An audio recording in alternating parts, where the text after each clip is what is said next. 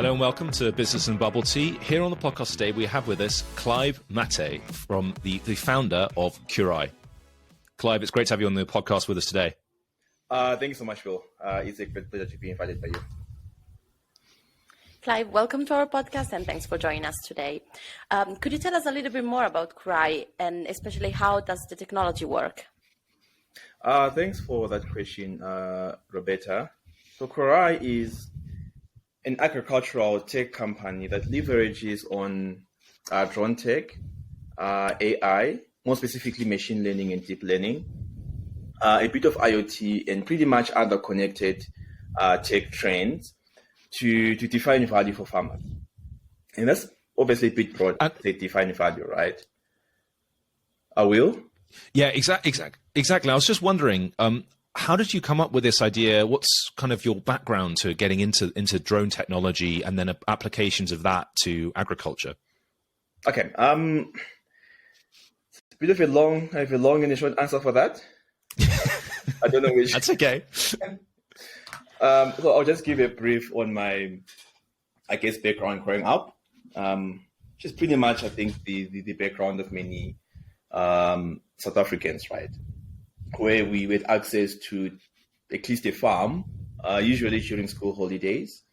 And these are like your communal farms, not bigger than 20, 30 hectares.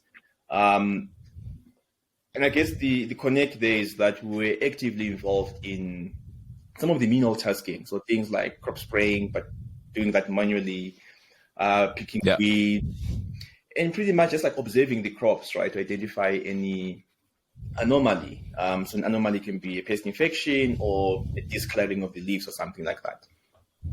So that's where everything started.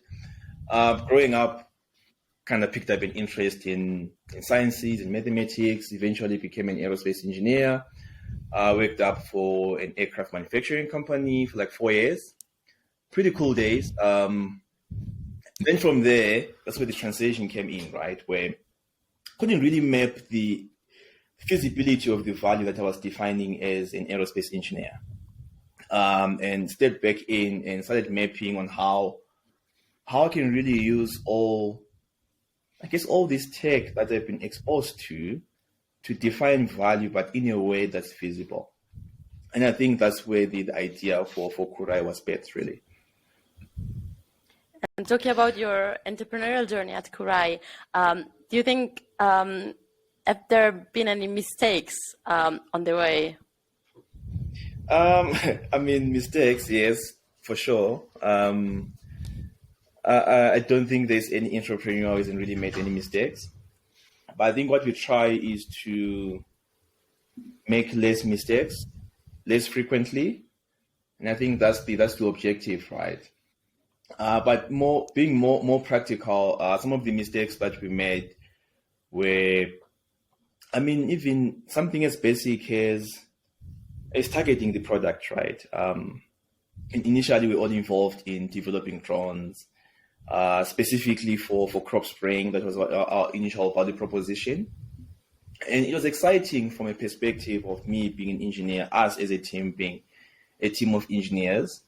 And our focus wasn't really much in optimal value creation, but more on creating a product that works. And the mistakes we made there were quite diverse in the sense that we didn't really align our marketing properly initially. Ended up. What would you say, I guess, is the mistake that had the most learning for you guys? I would say there's many mistakes, Will. The first one was many mistakes, really. So the first one was the whole marketing component, where we spend so much time, effort, money, and resources in just perfecting the product, right? Which is, I think it comes naturally for an engineer, but not so much for a business person. And what we should have done really was to get, I guess, what they've called, what people term the minimum viable product, get it out there, and then obviously iterate continuously. We didn't do that. We just put time, resources into perfecting this product. And that was quite a huge mistake. And then second mistake was probably associated with pretty much the same thinking, but it's something that we've had to learn over time on how to balance between innovation, the tech component with the basic social sciences that you need as a businessman. Basic things like knowing how to sell and communicate, knowing how to listen to the customer. Those are, I guess, lessons that we learned the hard way. And I guess looking more specifically at the drone technology itself, so I guess I imagine it as, you have these drones going around monitoring fields. Yeah. How does it operate in terms of, say, having drones flying around 24/7? Is it quite an expensive operation to operate? Like, and I mean, having access to drones in South Africa, has that been an issue?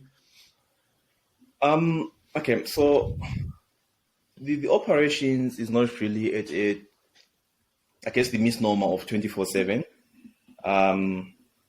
It's far much less than that. I'll probably keep it at 4 or 5 hours per day in terms of the combined ops. So that obviously kind of brings down the feasibility of the actual drone itself, because there's quite some constraints, right? I mean, these things are flying with battery technology that obviously warms up and heats up. There's propellers, there's sensors. All these things are highly linked and constrained in a way. So the 4 or 5 hours is quite feasible and is quite aligned with what we need at the moment. Now, going to the cost of access, it's pretty much the same, right, wherever you are in the world, say in China, in the USA. And I guess globalization has made it so much easier to access these systems. Cost-wise, it's very expensive, and it kind of has implications on, I guess, the operation model that you then deploy as an entrepreneur. An ideal model will be probably to have the drones at the farm, and I guess autonomously fly them wherever you are. But that's quite costly and pricey. Farmers can't really afford to have these systems. And that implies that we own the systems, we copy different farms whenever there's a need. And that sinks in nicely with the fact that we don't really need to fly these drones 24/7 at one particular farm. So there's some kind of feasibilities, right? I guess at the level of operation, but also implications in the size of farms that we are currently servicing. For instance, we can't really service a 3 or 4 hectare farm. It's too small for us to break even at an operation level. What I expect, though, is that the cost of access of this tech, the robustness of operations itself, it's going to come down, and that's going to obviously unlock other market segments as well. But at this stage, it's okay for deployment. It's okay for early adopters, I should say. So, like, considering the high cost and all the difficulties, what would you say is like the advantage of your technology over more traditional method of monitoring farms? Okay, so there's many layers to the answer to that question. I think the first one is just the increased scale of doing work. I'll give an example of probably at a user story level, right? The traditional user story would be a farmer or someone within the farm. Well, I gave the example of me growing up, right? Me walking up and down the farm, manually trying to scout and observe things, right? Then there's obviously a much more skilled version of that. Someone probably driving around a quad bike or a scooter or something in a 100-hectare farm. The chances they'll observe some things, but they probably won't pick up some of the issues, right? And what this drone does, and by drone in this particular case, I'm just referring to one use case scenario. You have a multispectral drone flying at, let's say, 20 meters above the ground, can cover 100 hectares in 2-3 hours. But the value now comes in the detail that you capture. And in drone tech, we pretty much refer that to as GSD, but it's pretty much the resolution of the data that you observe. It can go as low as. And what kind of specific takeaways do you get from that observation? Okay, so I mean, once you collect the data in that detail, and it's pretty much at the whole farm, the main advantage, obviously, is that you have all the data, right? But the key takeaways are where the value is, right? And you can pretty much infer, I guess, at a high level, the health of your crops. So you pretty much know which crops are doing well, which ones are not. But then there's, again, other layers to this, where you can now compute things such as yield estimations, identify deficiencies, whether it's basic things like NPK or just the attrition. But the value you're deriving is really the information that you need, that a farmer can get, right, by doing whatever they're doing, but not so fast and so cost effective as a drone does. And in layman terms, what would you say, I guess, you mentioned NPK. Yeah. What is that specifically? Oh, so NPK is your micronutrients, so I guess your nitrogen, potassium, sodium. It's what the soil needs, right, to feed the crops, basically. Yeah. Or you're just trying to track if the crops are getting enough of that. And you're, in a way, I guess, managing the potential value of your investment, and investment in this case being the crops. And I guess, I don't know if you've seen the TV show recently, Clarkson's Farm, where they talk about a specific beetle eating the whole of a crop. I was wondering, could it pick up something like that? Yes and no. Yes, in the sense that but the tech can pretty much pick up the effects much quicker. So if that particular crop has been damaged, it reacts differently to the environment. So it absorbs light at a different rate than a normal healthy crop can. And by those subtle differences, you can pretty much tell that something is wrong, right? Something is not normal. And if you then add layers of machine learning and AI, you can then pretty much pinpoint what the actual problem is. Knowing the sense that you can't really observe, I guess, a small pest like that at quite a high altitude. The tech is not there yet. My projections are probably be there in 10, 20 years time from now. But yes, practically speaking, yes, we can pick that. Then we can react. And is that improvement based on the ability to pick up details with the cameras, or? Yeah, so it's mainly driven by the power of the cameras now, not the drones themselves. And starting for the collection of data, can you tell us more about the service that you actually offer? So what comes after that?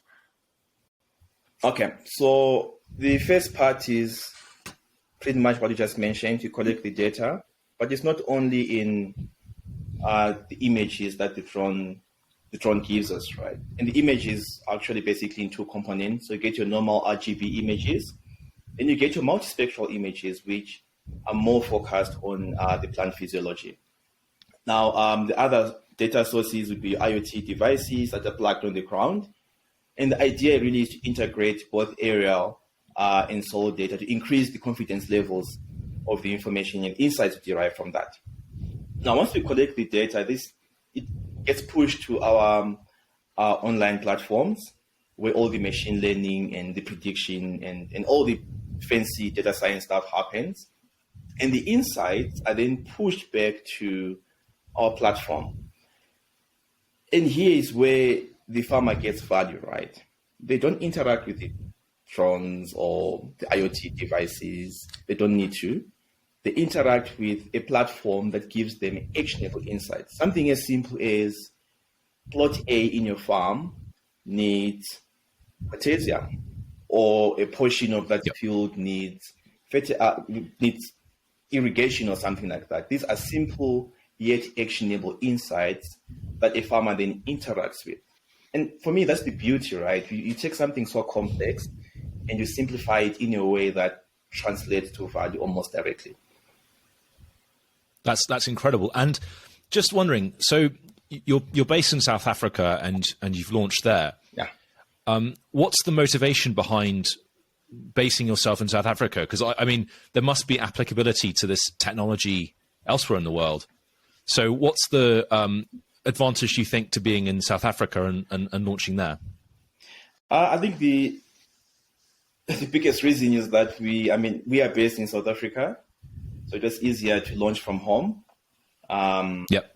And we are still a growing startup, so it pretty much becomes implied, right, that we create value, prove or disprove our hypothesis in the market from a much safer environment, right?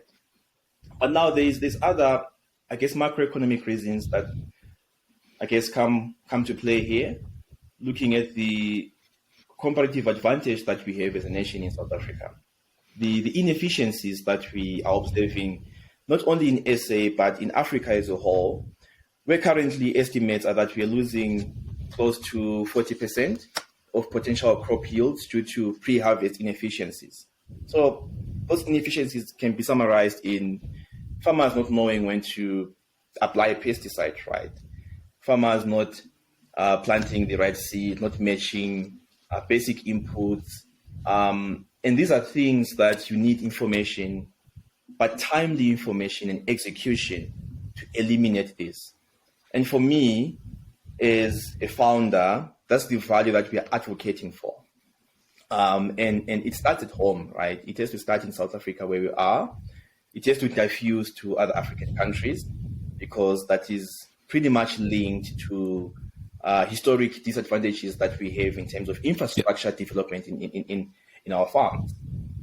So that's really one of the key driving reasons why we are in South Africa.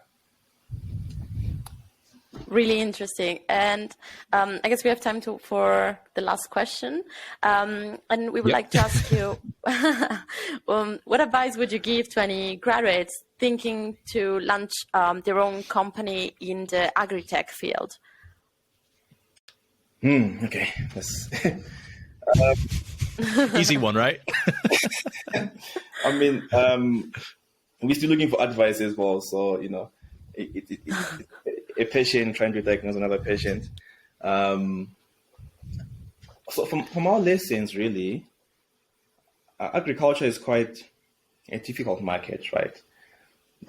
It's not purely run by economic forces or factors. It's highly coupled to, I guess, social and political domains as well.